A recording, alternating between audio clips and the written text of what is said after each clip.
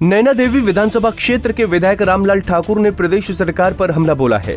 इंदिरा भवन कांग्रेस कार्यालय में पत्रकारों को संबोधित करते हुए रामलाल ठाकुर ने कहा कि बीजेपी सरकार सही तरह से काम नहीं कर रही है। सरकार के खिलाफ जब तक हम अपनी लड़ाई नहीं लड़ते तब तक ये सरकार कोई भी विकासात्मक योजनाएं श्री नैना देवी विधानसभा क्षेत्र के लिए नहीं देती है। रामलाल ठाकुर ने कहा कि बीते विधानसभा सत्रों में उन्होंने कुछ मुद्दे उठाए थे, तब जाकर प्रदेश सरकार ने श्री नैना देवी विधानसभा क्षेत्र में कुछ विकासात्मक योजनाओं की स्वीकृति दी है, जिसमें मुख्यतः है improvement of lift irrigation scheme Kothipura को 128.88 lakh, improvement of lift irrigation scheme Bagh Phagwata के लिए 110.63 लाख, FIS लोहारड़ा समराड़ी समारणी के लिए 41.59 लाख रुपए और लिंक रोड डोलरा से बाग मेहला के लिए 321.25। रामलाल ठाकुर ने कहा कि सरकार कोई भी हो वो खुद लोगों के हितों की लड़ाई लड़ना जानते हैं। अभी भी बहुत सी विकासात्मक योजनाएं श्री नैना देवी जी विधानसभा क्षेत्र की लंबित हैं, जिन्हें जल्द पूरा कर लिया जाएगा। वर्ष 1985 से जनहित के लिए लड़ाई लड़ रहे हैं और ये आगे भी जारी रहेंगे। इस मौके पर ग्राम पंचायत सिकरोहा की पंचायत प्रतिनिधियों ने थाच सिकरोहा रोड से गलौड़ हरिजन बस्ती तक रोड बनाने के लिए ज्ञापन ग्राम पंचायत का नकल प्रस्ताव भी सौंपा। कहा कि रुपए की स्वीकृति कराई गई है। कि अभी पीछे मैं कोठीपुरा में भी गया था। कोठीपुरा की समस्या ये थी कि लोग कहने लगे कि जो पिछली बार मैंने पैसा दिया था, जो कांग्रेस पार्टी की सरकार थी, कोई 38 लाख रुपए कोठीपुरा की पुरानी जो सिंचाई की स्कीम है उसको ठीक करने के लिए दिया था। लेकिन ग्राउंड पे जब देखा तो उसमें इन्वॉल्वमेंट पंचायत की और BDC की हो गई। यहाँ पे पैसा लगना था, वहाँ पे पैसा नहीं लगा, और जिनको पानी जाना था लोअर कोठीपुरा को, उनको पानी नहीं गया। तो मैंने जाके जो है वो ठाकुर महेंद्र सिंह से भी मसला उठाया था, विधानसभा में भी मैंने बात करी थी। लेकिन मुझे इस बात की खुशी है कि अब ये जो स्कीमें हैं हमारी लोअर कोठीपुरा की, ये जो है RIDF में इसको हमने प्रोजेक्ट किया था। RIDF की जो स्वीकृति है वो पत्र मेरे पास आ गया है।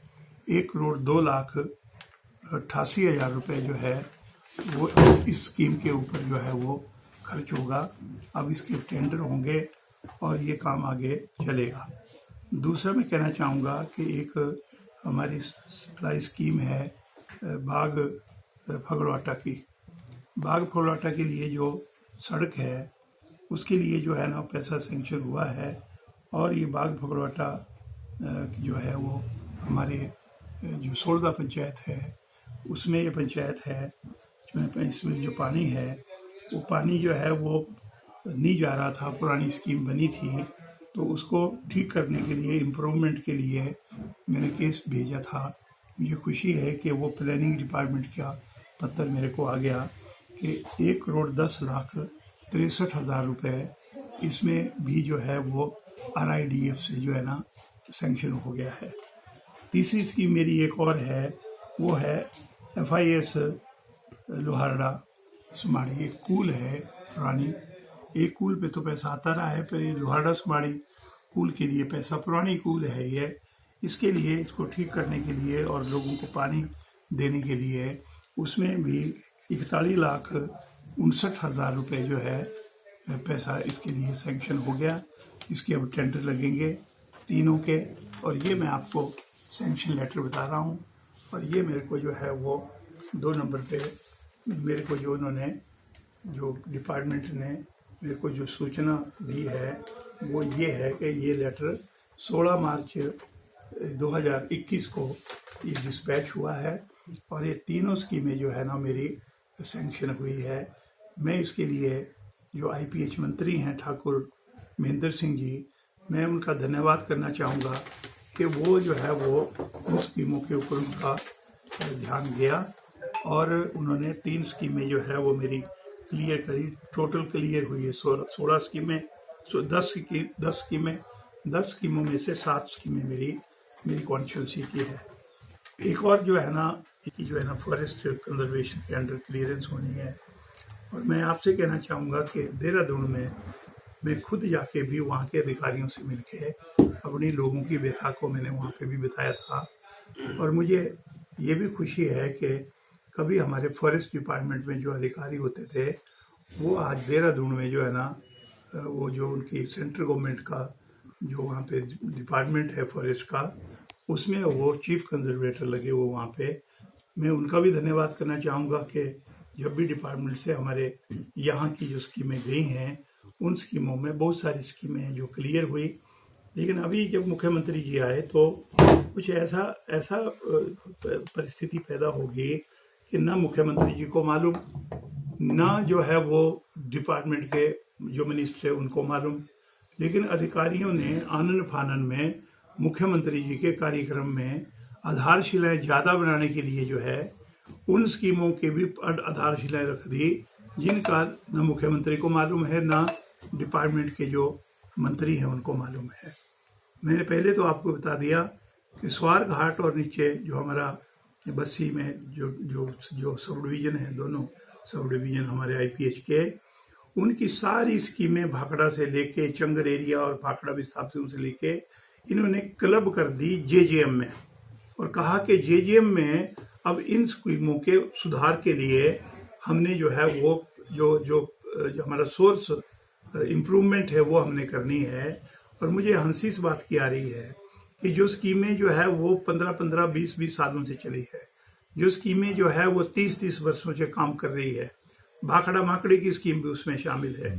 ये मैं कहना चाहूँगा कि वहाँ से लेके स्वार घाट तक 6,66,00,000 रुपए बताए गए। अब इकाई पे खर्च होंगे कि अगर मान लो कहीं की जो मोटर खराब है उसको बदलना, या उस स्कीम में कोई एक्स्ट्रा टैंक बनाना है तो वो टैंक बनाना, या वहाँ पे कोई पाइप जो है वो रिप्लेस करनी है, उसके ऊपर इन्होंने अब सारी स्कीमों का फाउंडेशन स्टोन अब मुख्यमंत्री जी से स्वार घाट में रखवा लिया। मुझे बताओ कि ये कौन सा न्याय है कि पुराने जितने भी जो पत्थर मुख्यमंत्रियों के या मंत्री के या मेरे लगे हैं, अब उनके ऊपर सुपरसीड करके स्वार घाट में 6,66,00,000 रुपए JJM के अधीन पैसा लेके सारी स्कीमों का फाउंडेशन स्टोन स्वार घाट में रखवा दिया।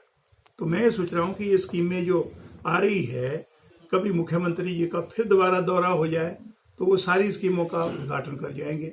अब जाए एक सड़क है मेरी, वो है ब्रह्मपुखर से देवत से जो है वो ये जो हमारी लाख घाट और लाख घाट से जामड़ी, 3 हिस्सों में है। मुख्यमंत्री जी आए को 1.5 साल पहले और उन्होंने ब्रह्मपुखर में जो है वो उसका आधारशिला रख दी, भूमि पूजन हुआ। और डिपार्टमेंट मेरे को कहने लगा कि ये तो कर दिया पर पैसा नहीं है।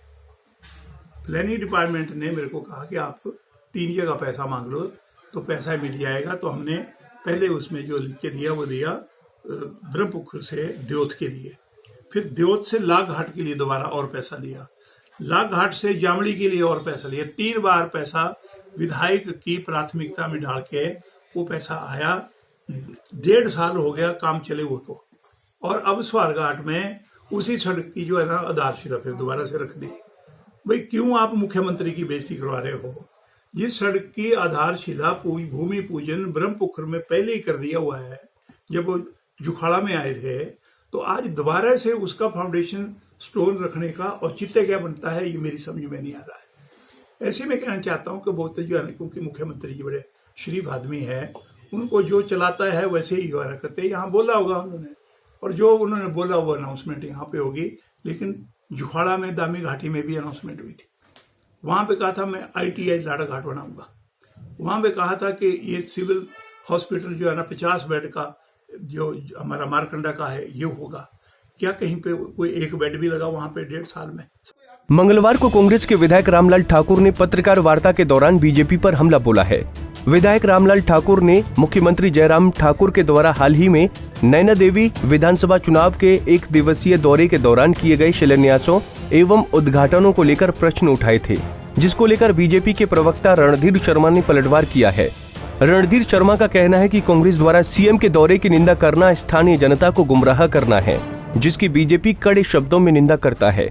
इतना ही नहीं, रणधीर शर्मा ने कांग्रेस विधायक पर तंज कसते हुए कहा कि मुख्यमंत्री द्वारा 37 करोड़ रुपए की योजनाएं जिनके उद्घाटन और शिलान्यास किए गए हैं, शायद क्षेत्र के विधायक ठाकुर रामलाल उसको पचा नहीं पा रहे हैं और अपनी संकीर्ण मानसिकता के चलते बार बार लोगों को गलत आंकड़े पेश करके गुमराह करने का प्रयास कर रहे हैं। रचनात्मक सहयोग दे। मुख्यमंत्री जी ने अनेक सड़कों की घोषणाएं की, कुछ को नाबार्ड से फंडिंग होगी, कुछ को मुख्यमंत्री सड़क निर्माण से बजट प्रावधान होगा, परंतु जमीन की दिक्कतें आती। आप भी विधायक है, आप भी वहां लोगों से जमीन दिलवाने का ही काम करें, रचनात्मक सहयोग करें, परंतु वैसा काम ना करें कि कटीरेड़ पंगवाना सड़क 2007-12 में मैंने मंजूर करा के फर्स्ट फेज बनवा दिया, सरकार बदली और आके काम रुकवा दिया, 5 साल काम भी नहीं गए। इतना बौखला गए कि एक नहीं 2 बार प्रेस कॉन्फ्रेंसेस करके लोगों को गुमराह करने का प्रयास किया। ये भी हमारे कार्यक्रम की सफलता का एक पैमाना है, ऐसा मैं मानता हूं।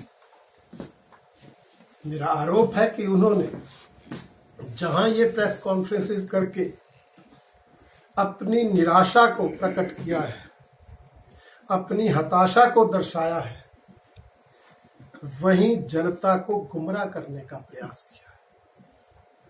तथ्यहीन तर्कहीन बयानबाजी करके इस विधानसभा क्षेत्र की जनता को गुमराह करने की कोशिश की है। एक भी बात तथ्य पर आधारित नहीं। उन्होंने कहा कि पिछली सरकार के बजट के प्रावधान की योजनाओं का शिलान्यास करते, एक भी ऐसी योजना का नाम तो बताएं। बस स्टैंड सबसे पुराना है, पर सब जानते हैं बस स्टैंड के लिए भी बजट 2007 से 2012 के बीच, जब भारतीय जनता पार्टी की सरकार थी, मैं विधायक था, तब बजट का प्रावधान किया था। सरकार बदल गई थी, कांग्रेस की सरकार में बजट वापस ले लिया था। मैं विपक्ष का विधायक था, मैंने विधानसभा में प्रश्न उठाया था। उसमें के ट्रांसपोर्ट मिनिस्टर बाली जी ने कहा था अब तो 4 लेन टनल बन रही है, अब बस स्टैंड की आवश्यकता नहीं। मैंने कहा था तहसील मुख्यालय वहां पर है, ब्लॉक हेडक्वार्टर वहां पर है, इसलिए बस स्टैंड तो चाहिए ही। तब फिर से बजट का प्रावधान हुआ था। और उसके अलावा जो भी बाकी विधायक प्राथमिकता की विधायक प्राथमिकता की स्कीमों को बजट तो सरकार उपलब्ध करवाती है। और ऐसा भी नहीं, जिन स्कीमों के शिलान्यास हुए वो सारी की सारी मेरे समय जब मैं विधायक था तब भी विधायक प्राथमिकता में डली हुई। एक एक का ब्यौरा मेरे पास है। पंजाब केसरी टीवी के लिए बिलासपुर से मुकेश गौतम की रिपोर्ट।